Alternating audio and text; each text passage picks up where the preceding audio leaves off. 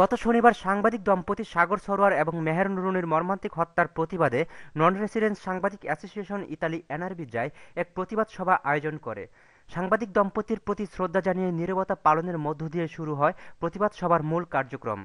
Rome থেকে প্রকাশিত স্বদেশ বিদেশ পত্রিকার সম্পাদক মোহাম্মদ ইকবাল হোসেনের সভাপতিত্বে এবং চ্যানেল আইয়ের ইতালি প্রতিনিধি হাবিবুর রহমান চুন্নুর পরিচালনায় বক্তব্য রাখেন রোমের প্রিন্ট ও ইলেকট্রনিক্স মিডিয়ার সাংবাদিকবৃন্দ।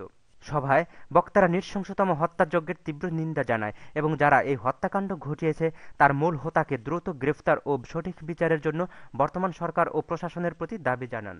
সাংবাদিক হত্যাকারীদেরকে আইনের আওতায় এনে দৃষ্টান্তমূলক শাস্তি দেবেন এবং আমি আশা করব আমরা যারা এখানে এনআরবিজাইয়ের সাথে সংশ্লিষ্টতা আছি আমরা প্রয়োজন বোধে যে কোনো ধরনের কলমের মাধ্যমে হোক, এমবেসিতে স্মারকলিপি দেওয়ার মাধ্যমে হোক, আমরা এটা তীব্র প্রতিবাদ এবং নিন্দা এবং ঘৃণা জানাচ্ছি।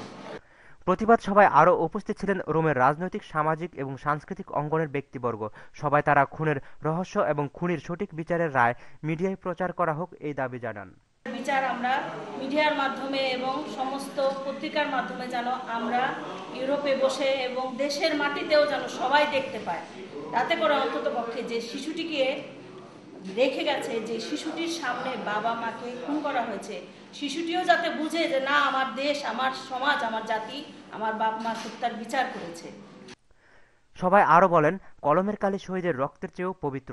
এই পেশার মানুষদের যখন পাষণ্ডভাবে হত্যা কিংবা নির্যাতন করা হয় তখন স্বাধীন দেশের মানুষ হিসেবে ভাবতে বিব্রত বোধ হয় এবং এ ধরনের হত্যাকাণ্ড দেশ ও জাতির জন্য একটি কলঙ্কজনক অধ্যায়। Shaon Ahmed, Bangla TV news, Rome, Italy.